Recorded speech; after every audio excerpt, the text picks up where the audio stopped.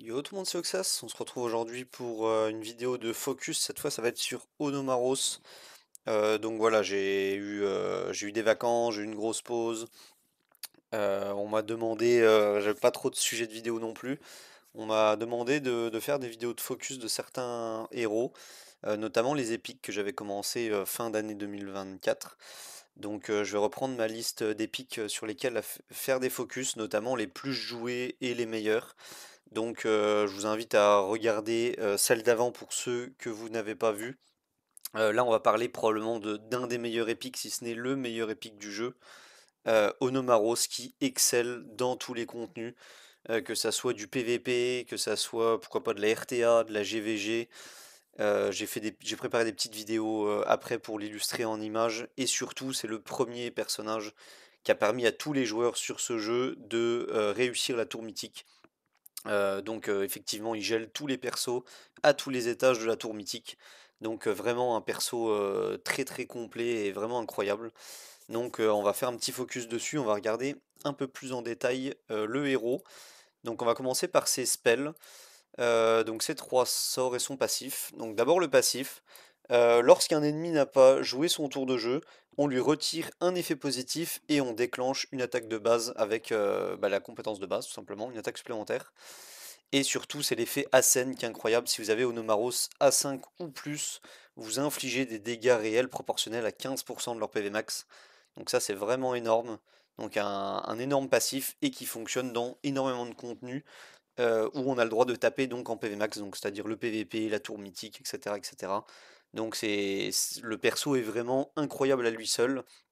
Vous allez voir qu'il a énormément de contrôle et le fait qu'il puisse contrôler tous ses adversaires, n'importe combien ils sont, et en plus leur infliger 15% de PV max à chaque fois qu'ils n'ont pas joué, ce qui est normal puisque c'est lui-même qui les a contrôlés. Donc c'est vraiment une auto-synergie sur le perso qui est vraiment excellente. Ensuite, le S1, donc un premier spell qui tout simplement gèle à 60% de chance, donc c'est 50 sans l'ebook, mais il faut activement le book, hein, Onomaros, c'est vraiment très très important. Donc 50% de chance de geler, 60 s'il est book, donc plus d'une chance sur deux. Donc c'est un S1 fort sympathique. Le S2, quant à lui, donc c'est une fois que, à la fin du cycle, quand tout le monde a joué, donc à la fin de chaque cycle, un adversaire aléatoire qui n'a pas joué, pardon, donc qui n'a pas contre-attaqué, qui n'a pas joué son tour, etc., donc qui a vraiment été full contrôlé, on lui retire via ce S2 deux effets positifs et on lui inflige 150% de dégâts. Donc déjà c'est des dégâts réels, donc ça ignore la défense et c'est proportionnel au PV max et ça représente jusqu'à 40% des PV max. Donc on peut clairement mid-life un héros en ignorant la défense et 40% de ses PV max juste parce qu'il n'a pas joué. Donc c'est grâce à ça qu'on peut vraiment détruire la tour mythique. Vous pouvez détruire un perso littéralement par tour, une moitié de barre de vie juste avec ce spell. Donc c'est vraiment excellent. Et en version non-book, je pense que c'est 30% de PV max. Je vois que ça a rajouté 10. Donc le S2, voilà, c'est probablement ce qui fait que Onomaros est Onomaros aujourd'hui. Donc un seul des héros qui n'a pas joué prend une giga attaque et c'est extrêmement fort. Et le S3 qui fait également que Onomaros est Onomaros. Ça inflige 120% de dégâts à tous les ennemis avec 80% de chance d'appliquer gel pendant un tour sur tous les ennemis. Donc 80% de chance, c'est vraiment énorme. Donc c'est 60 de base, mais on a plus 20% grâce au book encore une fois. Donc bookez vos Novaros si vous les avez, c'est vraiment très très important. Seulement 3 tours de relance. Et enfin la petite ligne en dessous, si les PV de l'ennemi sont inférieurs à 50% PV, 100% de chance d'appliquer gel sans pouvoir y résister. Donc ça c'est vraiment incroyable, c'est les premières mécaniques qui ont permis notamment de geler du Dark Castle bien avant tous les nouveaux persos avec énormément de résistance sur un Dark Castle. Là, il ne pouvait pas résister si il perdait plus de 50% de ses points de vie. C'était un gel donc irrésistible. Donc excellent S3 qui gèle tout le monde. Une fois que vous avez gelé tout le monde, le passif qui proc ici, donc qui va mettre une attaque normale, une compétence de base, pardon, sur chaque adversaire, leur infligeant à chaque fois 15% des PV max. Et l'un d'eux, qui n'a pas joué donc dans son tour de jeu, va se prendre la giga attaque qui va faire du coup jusqu'à 40% de PV max en ignorant la def, en dégâts réels. Donc vraiment excellentissime, rien à dire là-dessus. On va passer au book. Donc ce qui est intéressant, les books compétences, tout simplement, c'est du taux réel. Donc c'est logique, hein, sur un perso contrôle, pas besoin d'autre chose. Ensuite, ici, on a donc un book de vitesse, santé, défense, voilà, tout ce qui est classique, et les gears. Ça, on n'a pas de souci là-dessus. Les glyphes, je passe un peu vite fait aussi là-dessus. On me demande souvent quels sont les glyphes des héros. C'est vrai qu'il y a des héros qui sont rapides mais qui n'ont pas de glyphe vitesse. Il y a des héros qui sont pas rapides mais qui ont d'énormes glyphes vitesse. Donc ça peut pas mal changer. Ici, on a un Ono qui a 31 de vitesse, donc c'est vraiment très bon en termes de glyphes. Et avec une base vitesse de 125. Donc bah, on a déjà vu des Ono aller dans les 350 de vitesse avec des très gros stuff. Donc ça pouvait jouer très très vite un Ono. C'est malheureusement plus trop méta, mais pourquoi pas, hein. C'est à cause des 7 immunités en face. Si vous avez de quoi les retirer, vous le verrez en petite vidéo plus tard. Je pense que Nomaros reste viable aujourd'hui. Donc voilà pour Nomaros et je vous montre donc le stuff que je lui ai mis. Donc c'est vraiment pas un stuff foufou. Moi c'est un stuff qui me permet de jouer dans tous les contenus, à savoir donc la tour mythique, à savoir les faction wars, etc. Donc la règle c'est beaucoup de PV, de la concentration quand même un minimum, et enfin qu'il ait une vitesse toujours dernier dans votre équipe. Il faut qu'il joue avant les adversaires, mais il faut qu'il joue après, enfin avant les adversaires, pardon, mais après tous ses alliés. Que ça soit le dernier, pourquoi? Parce que Nomaros donc contrôle et met énormément de gel sur toute l'équipe adverse.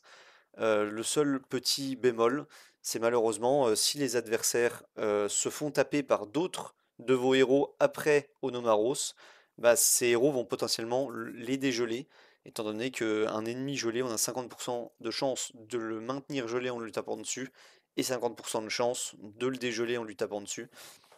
Donc il faut impérativement que Onomaros soit le dernier de votre équipe dans l'ordre de speed. Voilà, pas de reliques, hein, donc j'ai même pas amélioré les reliques, il y en a deux bleues. Relique attaque mais qui ne sert pas à grand chose.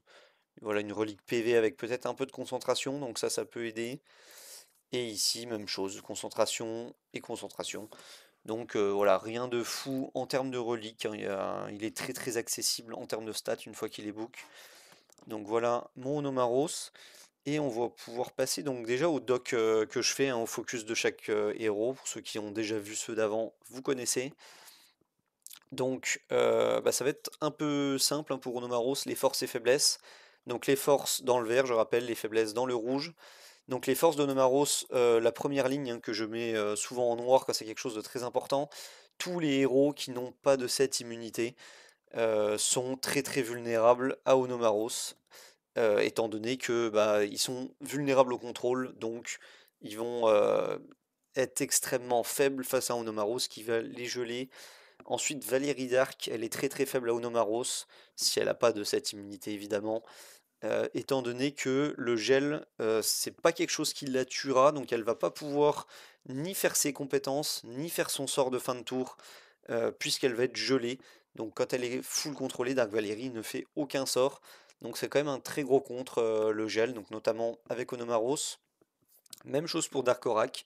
Le Darkorak ne va pas faire ni ses compétences, ni son sort de début de tour qui peut stun ou silence tout le monde s'il est gelé. Oderic, c'est la même chose. Gérer un Oderic, c'est pénible. Le gel peut être une solution s'il n'a pas de cette immunité également. Nicolas, c'est pareil. On peut très très vite descendre les 4 stacks d'antimort de Nicolas, étant donné que on peut tout simplement éviter, bah, on va le geler et finalement une fois qu'il va être gelé, on va lui retaper dessus parce qu'il n'a pas joué via le passif qu'on a vu ensemble juste avant. Ensuite, j'avais noté Cordelia. Je ne sais plus pourquoi, très honnêtement. Pourquoi c'était fort contre Cordelia? Sûrement parce que c'est plus rapide et ça pouvait geler Cordelia avant. Non, je sais plus la raison. Ça fait un petit moment que j'ai fait ce doc. Là, ça me saute pas aux yeux de pourquoi Cordelia est plutôt faible face à Onomaros. Mais ok. Donc sûrement, oui, j'ai dû partir là-dessus. c'est que une Cordélia ne pourra pas lancer ses compétences et ne pourra pas proc son trait non plus si elle est gelée. Donc ça fait double emploi contre une Cordélia, ça empêche les deux potentielles transformations, même si on s'auto-buff.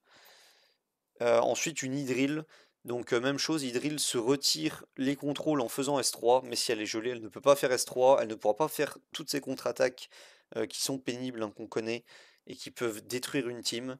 Donc il faut geler Hydril avant même qu'elle puisse jouer. Onomaros étant rapide, c'est faisable. Maintenant, la Hydril a un très fort taux d'esquive, donc c'est compliqué. Ralph, même chose, Ralph ne pourra pas provoquer et contre-attaquer avec des provoques s'il est gelé. Adeline, même chose, pas de contre-attaque, un perso plutôt pénible à gérer, mais qui ici va être plutôt simple. Wilcy, même chose. Wilcy qui met une contre-attaque quand elle subit un S3. Là, Onomaros va pouvoir faire son S3 et Wilcy ne pourra pas contre-attaquer vu qu'elle est gelée.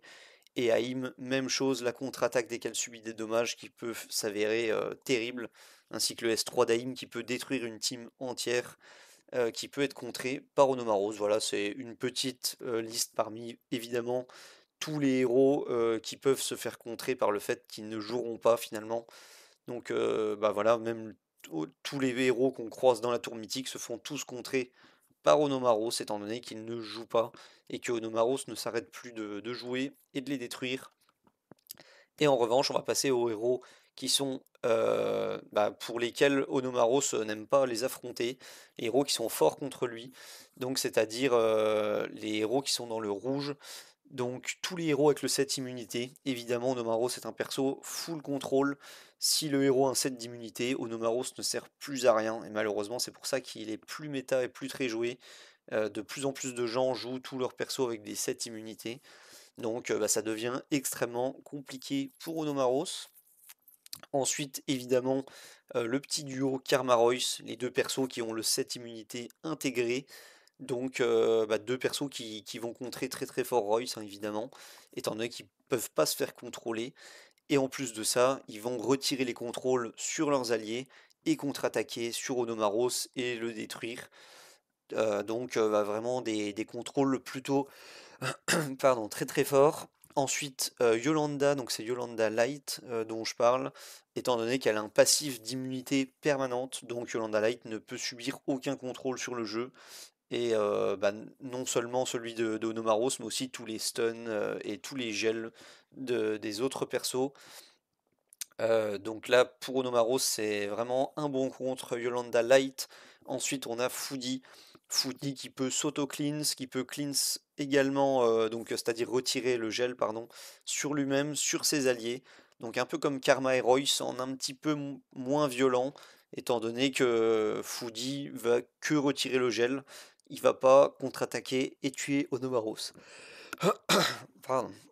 Ensuite, dans les persos qui contrent très bien Onomaros, on a Dark André. Étant donné que Dark André, vous le savez, se retire tous les effets négatifs et contre-attaque. Donc en gros, vous littéralement donnez un tour supplémentaire à Dark André, ce qui est vraiment pas une bonne nouvelle en tant que Onomaros.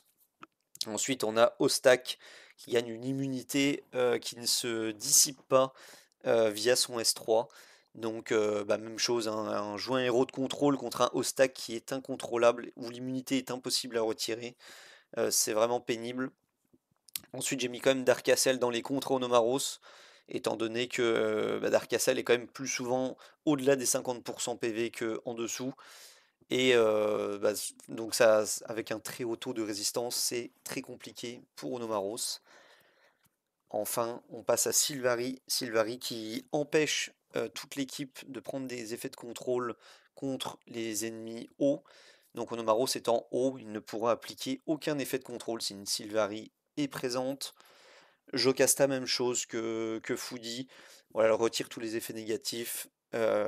Également pour elle-même, pour ses alliés. Et elle peut aussi mettre une immunité sur un de ses alliés.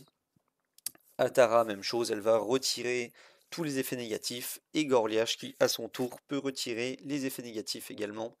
Donc voilà une petite liste de beaucoup d'héros qui contre Onomaros, hein, heureusement, qu'il a des contres. Ce Onomaros, c'est vraiment un excellent perso. Et enfin, donc les 7 que je vous conseille. Donc Onomaros, je pense que tout le monde a plus ou moins que deux possibilités. Dites-moi dans les commentaires si vous avez d'autres versions de Onomaros en stuff. Mais je pense que pour tous les joueurs que je connais qui sont plutôt late game, on le joue soit en full raider afin qu'il soit très très très rapide. Donc comme je vous ai dit, on peut atteindre les 350 de vitesse et espérer geler toute l'équipe adverse. Donc voilà, ça peut être un perso redoutable pour ça. Et ensuite, je pense que le plus courant, c'est le set invincible, je crois que c'est ça en français, le set rebelle plus raider. Donc c'est tout simplement le set stun, hein. On rajoute à Onomaros la mécanique de pouvoir faire des stuns en plus de faire du gel. Donc plutôt très efficace sur un perso contrôle de pouvoir et geler et stun l'un ou l'autre.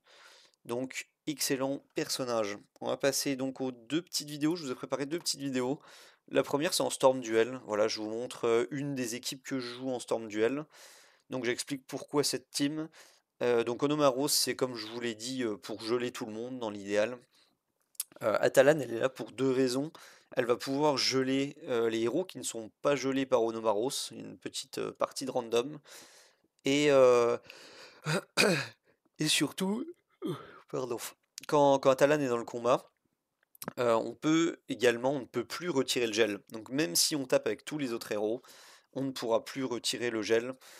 Et c'est pour ça que j'ai choisi par exemple un Borden pour accompagner, étant donné que Borden va pouvoir taper, gagner un tour supplémentaire et retaper sans retirer le gel, étant donné que quand Atalan est dans le combat, le gel n'est pas retirable. De même que pour l'Aquamancien, pour ceux qui l'ont, le petit épique light qui se marie très bien avec Onomaros, hein. Le gel est irretirable. Et j'ai mis un petit Itoshi de manière à ce qu'il puisse clear toute l'équipe. Donc on est parti pour cette première vidéo. Donc ça va être le Ono qui va jouer premier. Voilà, il va S3 et là vous voyez il gèle les 4 adversaires. Donc là je décide de juste S1 avec Atalan, hein. C'est déjà... là on va peut-être S2 voilà, pour affaiblir un petit peu tout le monde. Et je vais essayer de pas tuer de façon à ce que vous voyez peut-être plutôt un S1. De façon à ce que vous voyez un peu le Onomaros jouer, voilà. Là, Scarlett qui n'a pas joué, là on va pareil, on va essayer de pas tuer, voilà. Scarlett qui joue pas, Nathalie qui joue pas, regardez les dégâts que ça inflige. Et Nathalie qui meurt de la grosse attaque de fin de tour. Donc ici on va continuer à faire des petits S1, par-ci par-là. On va affaiblir tout le monde, que vous puissiez voir donc Onomaros à son plein potentiel. On va juste faire des petits S1 voilà, avec Borden comme ça. On tue Scarlett. Là, on va chercher le William, il a déjà joué. On fait ça, et la giga attaque qui va venir à bout. Vous voyez, 17 000 hein, ça a mis en dégâts sur Akrin. Alors, est-ce que... Non, je vais pas montrer les dégâts, dommage. Mais voilà, là, j'ai fait des S1 en gros sur tous les héros. C'est uniquement Onomaros qui a gelé, contre-attaqué, regelé, infligé des dégâts. Donc, vraiment, Onomaros qui a fait le taf ici. Deuxième petite vidéo que je vais vous montrer. Donc ici, attention, hein, ça peut faire peur. Il n'y a pas besoin du tout de tout ça. Là, pourquoi? En fait, c'est donc comme j'expliquais dans les commentaires d'une de mes vidéos YouTube, on me demande beaucoup de vidéos d'arène. Malheureusement, quand on est à haut niveau, entre guillemets, euh, tous les joueurs adverses jouent en cette immunité. Donc j'ai attaqué ce joueur-là juste avant la vidéo pour regarder. Il avait donc Oderic en cette immunité, également Darknik en cette immunité. Donc il y a plusieurs solutions pour retirer des cette immunité. Ici j'ai choisi la solution facile entre guillemets, j'ai choisi Zephyr, qui retire les 7 immunités et provoque toute l'équipe adverse. Ensuite j'ai ajouté un Badmar. Le Badmar permet donc à la Hydril qui va nous contre-attaquer beaucoup de fois de pas finalement mourir avec notre team. On va pouvoir se heal grâce au Badmar. Et ensuite, la Karma, elle est ici au cas où Hydril est en stun, hein, tout simplement, pour ne pas avoir le... C'est une vidéo de focus Onomaros, donc ça serait bien dommage que Onomaros soit stun. Donc voilà, c'est juste pour sécure ça. Donc on est parti.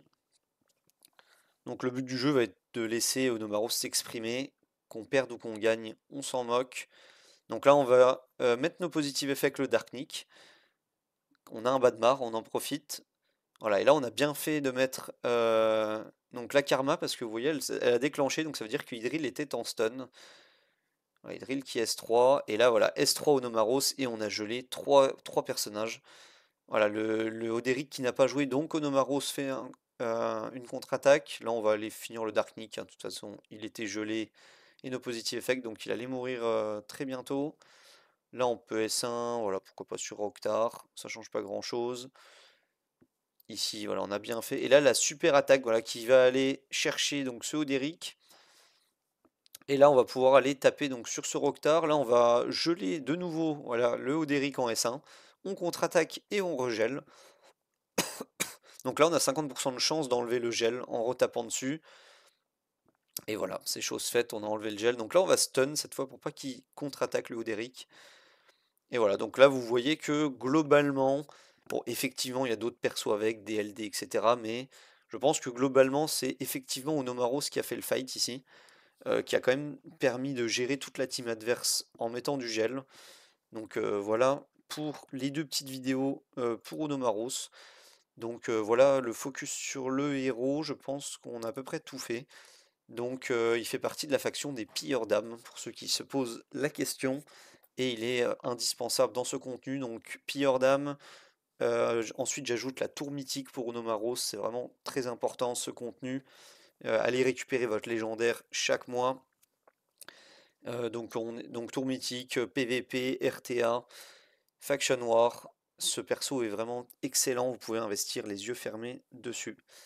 Voilà, merci d'avoir regardé la vidéo, je vous souhaite bon jeu et à plus.